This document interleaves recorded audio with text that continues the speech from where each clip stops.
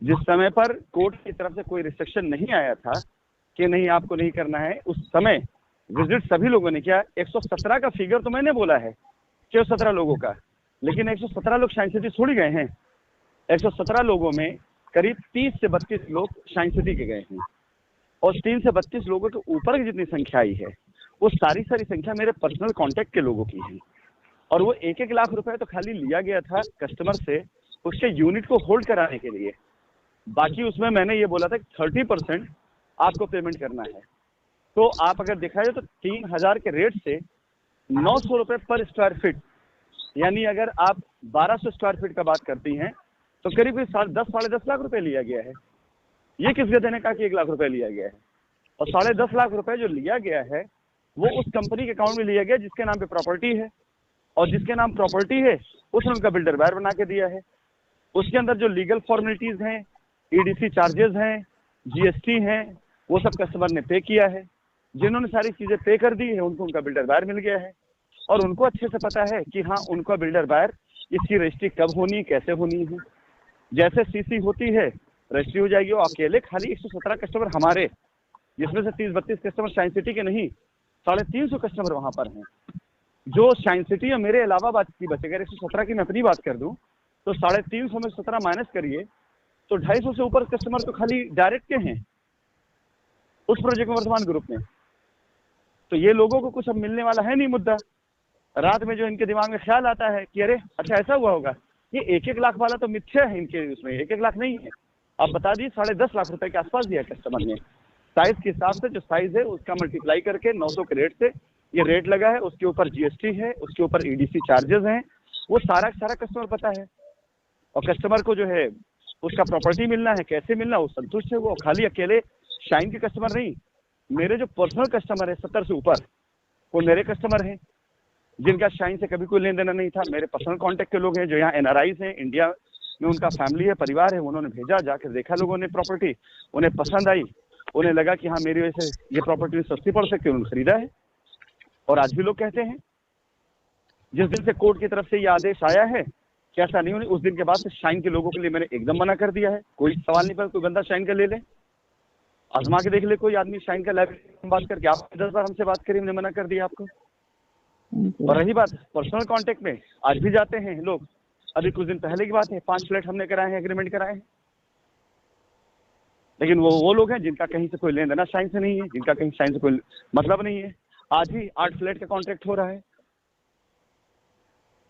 तो ये तो सामने वाले बंदे के पास कुछ मसाला नहीं रह गया है।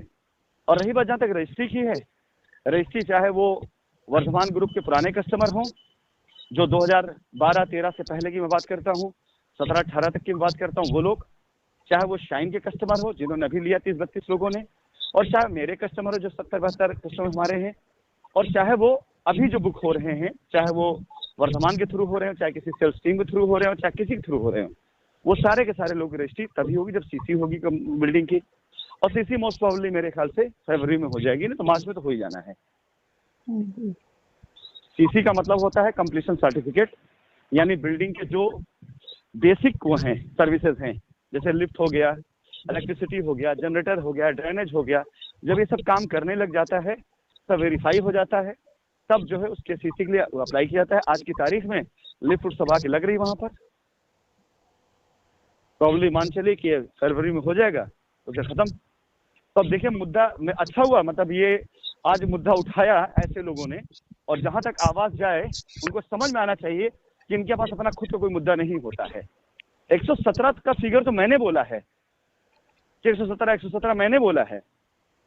और ये बोलने वाले गधों को ये नहीं पता है कि खाली दारू अड़ा की बात नहीं थी, हमने तो कई जगह लायबिलिटी खत्म कराई है। खाली दारू अड़ा के नाम क्यों ले रहे हैं? और भी जगह तो है, उत्तराखंड भी तो लोग गए थे, जेवर एयरपोर्ट भी तो लोग गए थे, जयपुर भी तो लोग गए थे, वृंदावन भी तो लोग गए थे, बक्सर भी तो लोग गए थे, रांची भी गए थे लोग, पटना भी लोग गए थे। फालतू की बकवास करने वाले लोगों के पास कोई मुद्दा रहता नहीं है। जैसे ताड़ी पी करके आदमी का नहीं दिमाग उड़ने लगी था हवा में, फिर उसके बाद वही है हाल। और अब आप खुद सोचिए, या सारा कस्टमर जो ऐसे लोगों के भरोसे बैठता था, इनका तो मुद्दा क्या है? अरे मुद्दे की बात करो ना, मुद्दे की बात करें। हम तो बिजनेस कर रहे हैं कि हाँ हमारे लोगों का कारोबार है, यहाँ तो झूठ बोल करके फीस ली जा रही है, झूठ बोल के चंदा लिया जा रहा है। हमने तो अगेंस्ट प्रॉपर्टी काम करवाया है। और अगर हमारी यही क्वालिटी का लोग सलाम करते हैं तो बोल दीजिए ना, एक बार आके दुबई में बैठ करके यहाँ भी देख ले मेरे कारोबार हैं, यहाँ भी मेरे अपनी जबान के ऊपर न जाने कितने कारोबार होते हैं। हर जगह साइंस सिटी थोड़ी है, साइंस सिटी कस्टमर हर जगह थोड़ी बैठे हुए हैं, हर जगह थोड़ी मैं साइंस सिटी लाइबिलिटी उतारने के नाम पे काम करता हूँ। तो मतलब क्या कि आदमी बस उसको काम ही नहीं आता है। अगर इतना बड़ा काम मैंने किया है तो कोई टैलेंट है, कोई सलाहियत है, मैं और भी काम करता हूँ। तो कल जैसे मैंने बोला ना कि मैं तो और 10 काम करता हूँ, आकर क्या वो भी रुकवा दोगे भाई? ये बेहुदा लोग हैं, छोड़िए इन लोगों की बातों में। कस्टमर बहुत आ चुका है और इसका फायदा क्या? मेरा सवाल ये है कि इसका फायदा क्या है? 1-4 आने का कोई इसका फायदा कस्टमर बता दे, मैं कहता हूँ चलो 117 का फिगर मान लेता हूँ, 1 करोड़ 17 लाख की मैं बात कर लेता हूँ। इसमें अच्छा 30-32 लोगों में कुछ लोग डिफॉल्टर भी हुए हैं। डिफॉल्टर इन द सेंस, जैसे कुछ लोगों को उनके एसोसिएट ने ये झूठ बोल करके करवाया कि आप मात्र 1 लाख दे दीजिए, इसके बाद जो है बाकी जो होगा वो हम बेच के कर लेंगे। उनको ये लगा कि इस 1 लाख के बदले में उनको कोई नया कस्टमर मिलेगा और नया कस्टमर फ्रेश रेट बेचेंगे। दिमाग अपना लगाए लोगों ने, फ्रेश रेट बेचेंगे और फ्रेश रेट में जितना पैसा देना है खाली इतना पैसा देंगे, बाकी पैसा हमारे पास आएगा, हम उसको लायबिलिटी उतारने नाम पे दे देंगे या कुछ प्रॉफिट कमा लेंगे। कुछ लोगों ने ये तिकड़म भी लगाई। हमें जब पता चला हमने साफ मना किया कि सिर्फ उनका ही बिल्डर बायर बनेगा जिनके अकाउंट से पैसा आया है और सिर्फ उनकी ही लायबिलिटी मान्य होगी जिनकी लायबिलिटी कंपनी में है, इसके अलावा किसी का मान नहीं होगी। तो उसमें 2-4-5 लोग थे जो हर जगह अपना गाड़ी सेट करते हैं, वो फेल हुए हैं।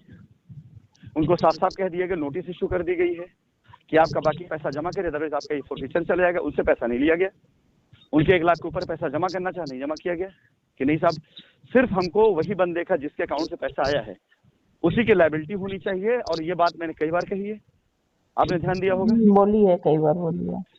अगर बाय द वे हमको यही सब करना होता तो कंडीशन क्यों लगाते हम, और 117 क्यों रोक देते? आप याद करिए 16 तारीख हमने लास्ट डेट दी थी, 14 अगस्त लास्ट डेट दी थी। 14 अगस्त के बाद कोई आदमी कह दे कि साइंस सिटी किसी कस्टमर का हमने एक सिंगल भी किसी बुकिंग ली है, कोर्ट में तो बाद में आया है मामला। हमारी कुछ लिमिटेशन थी कि इतने का हम खाली करेंगे, बाकी इसके आगे नहीं करेंगे, उससे पैसा हम अपना एडजस्ट करा रहे थे। पहले तो मैंने इसलिए रोका क्योंकि उससे बहुत से लोग ऐसे थे जो कस्टमर्स को ये बोल करके 1-1 लाख जमा करा दिए थे, क्योंकि कस्टमर मुझे मैसेज कर रहा था, ये बोल के 1 लाख जमा करा दिए थे कि आप खाली 1 लाख दे दीजिए, उसके बाद आप कुछ मत दीजिएगा, बाकी हम सर से समय ले लेंगे, 1 साल की किस्त बनवा देंगे, 2 साल की किस्त बनवा देंगे। फिर वो बाहर कस्टमर बेचने लगे, वहां से मुझे खबर आने लगी कि सर ये कहाँ तक सही है, पेपर ठीक है कि नहीं है, आप क्या कहते हैं। जब मुझे पता चला कि यहाँ कोई नया गेम, नया स्कीम आ जाएगा तो मैं तुरंत रुकवाया फिर उसको। और 14 अगस्त के बाद 14 सितंबर, 14 अक्टूबर, 14 नवंबर, 14 दिसंबर, 14 जनवरी बीत गई। 5 महीने बाद याद आ रहा है, 5 महीने भांग खा के सो रहे थे लोग,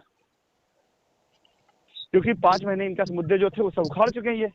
ये हो गया, वो हो गया, 5 महीने कुछ बचा नहीं, तो अब लेके झुंझुना इसका पीट रहे हैं। हद है।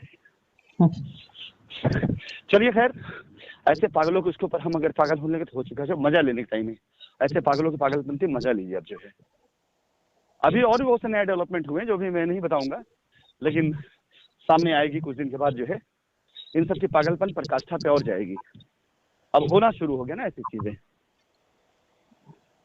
आज तो बड़ी मतलब बड़े ग्रेट लेवल की चीज आज हुई है अभी शाम को, और अभी रिकॉर्ड में नहीं बताऊंगा, वहाँ इंडिया से मतलब इंडिया से रिलेटेड चीजें हैं और डिपार्टमेंटल ही चीजें हैं, लेकिन वो बातचीत, वो खबर, वो सारी चीजें यहाँ पे रही हैं। देखिए एक चीज हमेशा ध्यान रखिए, मेरे मामले में नहीं, दुनिया का कोई भी बड़ा बिजनेसमैन उस मामले में अगर वो इस कंट्री से बिजनेस कर रहा होता तो उसके पास हर तरह के कनेक्शन लोगों से मिलने के तरीके होते हैं और हर तरह के कनेक्शन के लोग यहाँ पर मौजूद होते हैं। जरूरी नहीं सारे गलत चीज और गलत काम के लिए हों, बहुत सी चीजें होती है सही उसके लिए। आज की तारीख में सबसे बेहतर टूरिस्ट डेस्टिनेशन जो है वो दुबई है। पूरी दुनिया में कहीं पर भी आदमी हो, लेकिन कोविड के बाद सबसे बेहतर टूरिस्ट डेस्टिनेशन, जितना बेहतर तरीके से यहाँ पे कंट्री में लोगों को सर्विसेज दी जाती है, हॉस्पिटलिटी दी जाती है, सुविधाएं मिलती हैं, जितना यहाँ पर ट्रांसपेरेंसी है, जितनी यहाँ ईमानदारी है, इसके बिहाफ पर आज की तारीख में पूरी दुनिया से टूरिस्ट के लिए सबसे ज्यादा लोग यहीं आते हैं। उनमें ऑफिसर्स भी होते हैं, बिजनेसमैन भी होते हैं, हर तरह के लोग होते हैं। लोगों ने जो है जो डेस्टिनेशन वेडिंग वगैरह का प्रोग्राम अब यहाँ कर रहे हैं, मैक्सिमम फिल्मों की शूटिंग अब यहाँ हो रही है। जो एक जमाने में स्विट्जरलैंड हुआ करता तो आज की तारीख में दुबई हो चुका है। क्रिकेट मैच यहाँ हो रहे हैं, टेनिस मैच यहाँ हो रहे हैं, सारे हर तरह के इंडोर मैच दुबई के अंदर होने शुरू हो गए हैं। तो यहाँ हर तरह का आदमी आता है, ब्यूरोक्रेट्स भी आता है, पॉलिटिशियन भी आता है, जुडिशरी से भी लोग आते हैं, रिटायर हो चुके वो भी आते हैं। तो यहाँ पर कनेक्शन बनाने में, मिलने में बड़ा आसानी होता है। मेरे लिए नहीं, कोई भी बंदा जो बड़े लेवल काम कर रहा होता है। तो अब हमारे लिए इस लेवल की बातें जो वहाँ चलती है ना, वो सब बड़ी छोटी हो जाती है, जो लोग बकवास करते हैं, जिस तरह की बातें ये लोग करते हैं। तो ये इनकी बातें। कल सर एक बात आ रही थी, आपने कहा था कि लोग वहाँ जाएं और इसमें जुड़ जाएं, बता दिया जाए। हाँ। आज बहुत सारे लोगों ने मैसेज डाला है हाँ, कि कैसे जुड़ेंगे रेट में। मेरे पास भी ऐसा है कि मैं एक काम करता हूँ, ये मुद्दा मैं खुद, ये बात आज खुद में उठाता। लेट्स सपोज कि आज दिन है थर्सडे, ठीक है, थर्सडे, फ्राइडे, सैटरडे, संडे, ये 4 दिन हम रखेंगे। इस 4 दिन में जितने लोग आपसे कहीं किसी संपर्क करते हैं, तो उन लोगों के टोटल डिटेल, मतलब 4-5 लोग, जो भी 10 लोग 20 लोग जो भी होते हैं, उसके लिए हम ट्यूसडे के दिन रखेंगे। ट्यूसडे को ये जा सकते हैं और जा करके वहां पर हम अपना एक आदमी वहां बैठा दिया करेंगे, उसका कांटेक्ट नंबर दे दिया करेंगे वकील साहब उसमें, और ये लोग वहां जाकर उससे मिलकर अपना फोटो खिंचवा करके अपना साइन करके चले आए। सिंपल सी बात है। ये होगी फ्रेश लोगों के लिए। लेकिन जो लोग गए हुए हैं पिटीशन में या PIL में हैं, उन लोगों को FIR भी किसी भी तरह का लीगल है, उन लोगों के लिए सीधा सिंपल ये है कि वो आपके पास या एडमिन किसी के पास अपना नाम दर्ज करा दें, PIL FIR नंबर दे दें, उसको देकर वकील साहब तैयारी करा लेंगे, कैसे करना है, चले जाए वहां पर जाके मिल। अच्छा, एक चीज और बता दे कानूनी तौर से आपको, मतलब आज की तारीख की भी मैं खबर बता दूं, बहुत ही आसान है अब आप लोगों के लिए रास्ता में पाना, बहुत आसान हो गया है। और मुझे जिनसे मैं राय लेता हूं, जो सीनियर लॉयर हमारे, उन्होंने कहा भी कि कोर्ट में एक हियरिंग होती है, उस 1-2 हियरिंग के अंदर आ ही जाएगा। अदर्स कोर्ट रिफ्यूज करे, सीधा लेकर हाईकोर्ट चले जाओ, गारंटी है, क्योंकि सुप्रीम कोर्ट चले जाओ, गारंटी है कम से कम 50 रूलिंग है, उन्होंने कहा मैं तुम्हें दे दूंगा। 50 ऐसी जजमेंट हैं जो लगा करके आप सुप्रीम कोर्ट में अपील कर सकते हैं कि देखिए हम देने की बात कर रहे हैं, लेकिन पब्लिक को उनका पैसा ना मिलने के लिए न जाने कितनी तरह की अड़चने की जा रही हैं, सुप्रीम कोर्ट से संज्ञान ले लेगी तुरंत। और सुप्रीम कोर्ट ने पहले बहुत से ऐसे जजमेंट किए हैं, और सुप्रीम कोर्ट में ये भी आ जाएगा।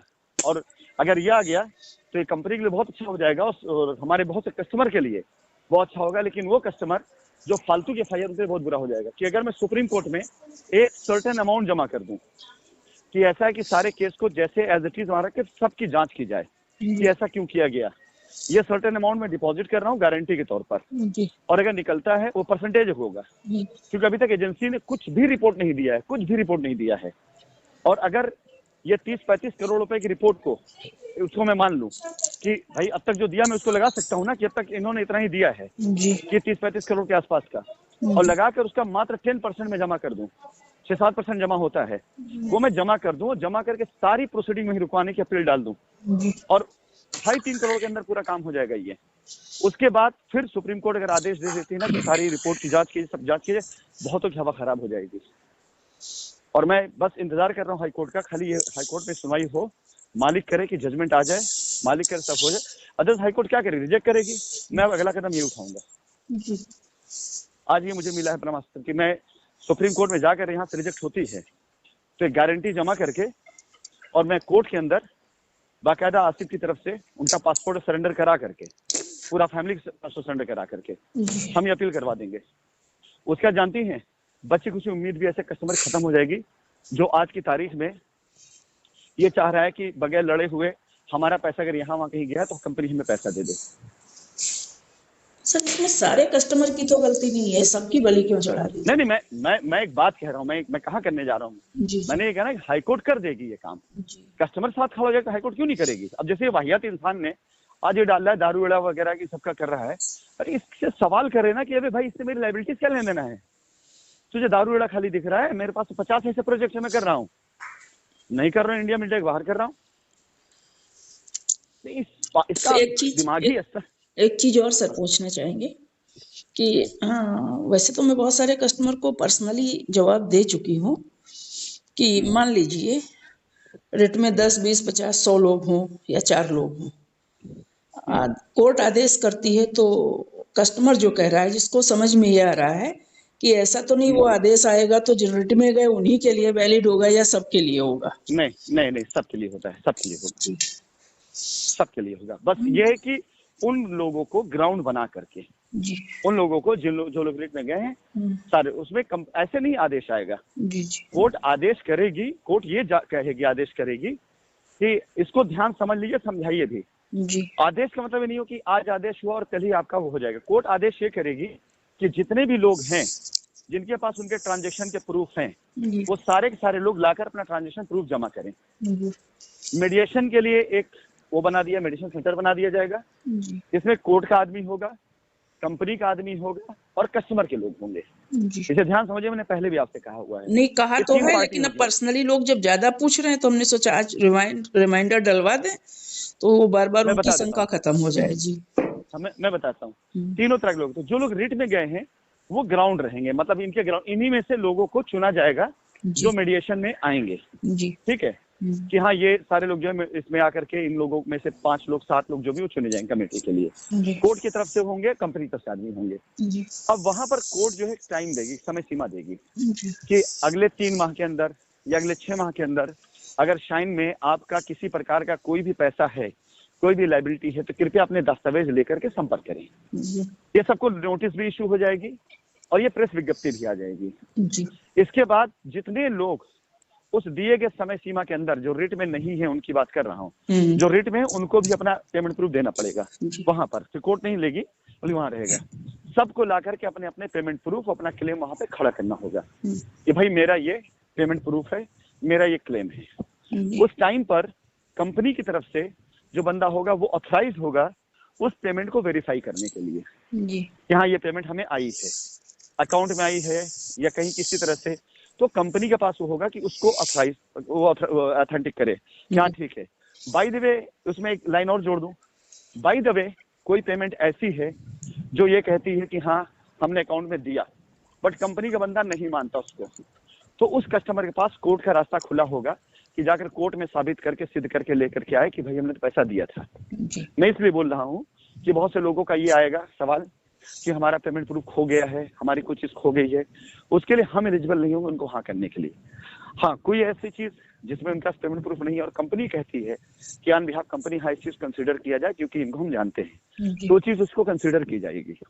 इसके बाद जो 6 महीना 3 महीने टाइम होगा, उस समय में जितने कस्टमर के पेमेंट प्रूफ आ जाएंगे, उनका डॉक्यूमेंट दस्तावेज आ जाएगा, वो सारे के सारे रेट में गए हो चाहे ना हो सब माने जाएंगे। और जिनका नहीं आएगा उनका जब तक कोर्ट का बंदा बैठा रहेगा तब तक नहीं माना जाएगा। फिर मान ली 3 महीना बीत गया, 3 महीना बीतने के बाद कोर्ट ने 3 महीने समय दिया, 3 महीने के बाद कोई आता है 4थे महीने 5वें महीने, वो कहते भाई मेरा भी है, कोर्ट नहीं लेगी उसको क्योंकि नोटिस पीरियड बीत चुका है। अब वो कब माने जाएंगे? तब जब कंपनी अपनी लाइबिलिटी, जो क्लेम इकट्ठा हो गया है, जब कंपनी उसका या तो कुछ सच परसेंटेज होता है कि 30%, 40% कंपनी अगर चुका देती है और कस्टमर की सेटिस्फैक्ट्री वोटिंग होती है, हर महीने लोग जा करके, मतलब हर महीने कोर्ट का बंदा वो सारी रिपोर्ट सबमिट करेगा, हाँ इतने कस्टमर का मामला वो हुआ, और एक सर्टिफिकेट नोटिस होती है। अगर सारे कस्टमर मिल करके ये वोटिंग दे देते हैं कि हाँ हमें कंपनी की कार्यविधि पर कोई शंका शक नहीं है, हम संतुष्ट हैं, तो उस कंडीशन में कोर्ट अपना ऑब्जर्वर हटा लेती है। फिर कंपनी अलाउ होती है कि उनमें से उन लोगों का मान ले जो लोग अपनी पेमेंट प्रूफ लेकर के आए हैं। मतलब कंपनी सुचारू रूप से अपने आप चल रही होती है। हम किसी को फ्री दे दें इससे कोई फर्क नहीं पड़ेगा। आज हमारे कुछ बड़े लीडरों का मैसेज आया जो जेल के अंदर हैं, मैं बताना इसलिए भी चाहूंगा कि ताकि लोगों को एक मैसेज जाए, संदेश जाए। हमारे डॉक्टर अमिताभ श्रीवास्तव साहब, राजीव सिंह और बनारस जेल में जितने लोग वहां पर हैं, उनका मैसेज मेरे पास आया है कि सर से बोलिए कि पूरी जान लगा दें, कंपनी को खड़ा करें। हम लोगों से जो कुर्बानी चाहिए हम लोग देने के तैयार हैं, जैसे कहें वैसे करने के तैयार हैं, जो बोलेंगे सर हम सब मानने के तैयार है, बस अब कंपनी खड़ा करें, यही हमारी जिद है और यही रिक्वेस्ट हमारी है कि हम लोगों की इतने दिन की कुर्बानी। सर आप तो कह रहे थे ऐसा नहीं होगा। नहीं, किस चीज के लिए? हमने कहा था ना कि अगर सारे लोग एकदम एक ताकत लगाएंगे कि नहीं लायबिलिटी खत्म की जाए कस्टमर की। आपने मेरी पूरी बात नहीं सुनी। जी जी जी, वो ठीक है, मैंने कहा मेरा संदेश आया जी आगे मेरा रिएक्शन अभी मैंने नहीं बताया ना आपको। तो यहाँ पे संदेश सुना है, हमारा संदेश आया, ठीक है, सुनकर भावुकता आती है। और मेरा जवाब यही था कि यही तीन के तीनों लोग अगर उस टाइम पर जब सर कहा करते थे, सर की बात मान लेते, तो आज ये नौबत ना पड़ती। हमने मैसेज कहलवाया, हमने सर तो ताकत लगाए हैं, सर भी लगाए हुए हैं, बाकी लोग लगाए हुए हैं, लेकिन यही डॉक्टर साहब से जब मैंने कहा था कि डॉक्टर साहब अगर आपकी गिरफ्तारी हुई है 6 महीने हम बाहर निकाल लेंगे।